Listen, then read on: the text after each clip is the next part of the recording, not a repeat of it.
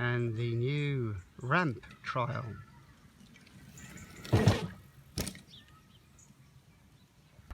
Hi Shedhacks, don't forget it's free to subscribe. Hi, this is the next clip we're going to be doing on Jake's bike ramp. He's been using for his BMX or his mountain bike trails.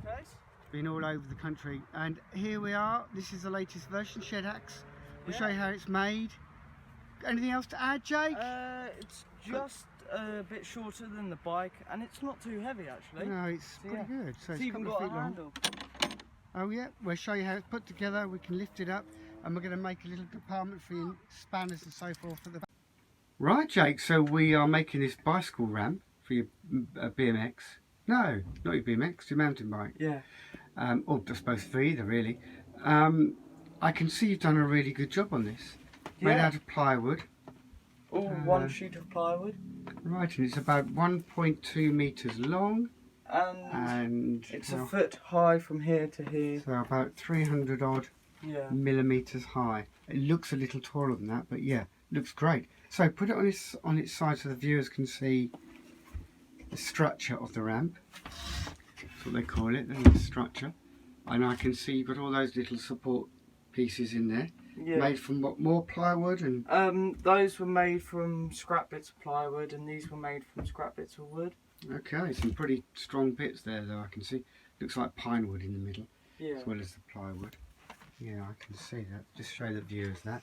And that's the piece I presume is going on top.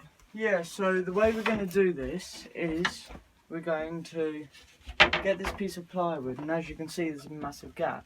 So we're going to get some clamps, and we're going to slowly clamp it over time, and we put water on it to make it a little bit more flexible. Yeah. Okay, well I can see we've got a little bit of a problem there to solve, so we'll have to think out that and show the viewers how we do it. Yeah. And eventually finish off. I think that's really innovative, Jake, if you're doing that all on your own. Yeah. You're only 12, so you know, you're doing really well, I think.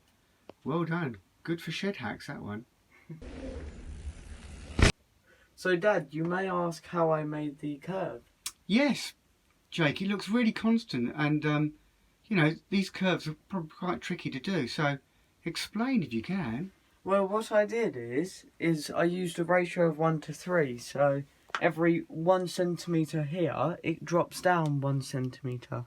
Oh, I see. Oh, wait, no, sorry. I was meant to say every 3 centimetres, it drops down 1 centimetre. Oh, wait. Oh, 1 to 3. Oh, that's really clever. And that makes it constant, of course. Yeah. And I suppose now we've got established that if it works when we try it out in the garden, we'll know whether we can increase the height and then try and make perhaps even a bigger one. There's also a cruder way of doing it, which is basically just clamping a small piece of like thin wood, one end, and then just bending it by eye and clamping it on the other end and drawing that line. Oh, okay. And that can work quite well if you just, you know, play it by eye. They're very, very mathematical. Well done, Jake. So Dad, this is the part where we've got to screw it down, and as you can see I've already got some screws in there. Right. Oh yes, all very well marked out. I suppose you could use clamps as well. Yeah, if this is thin plywood, you'll just be able to step on it and it'll bend. Okay, and you put your foot on it and then... It needs to be in line with the edge as well. Right, it's all very well made, Jake. Put your foot on it, get it level. And great stuff. Right, so what's next then, Jake? Next is really to test it, I guess. Test it, yes, that's brilliant. Yes, that looks really great. Okay, look forward to it. Hi Jake, how's the bike ramp going? Well, as you can see, it's completed in this state.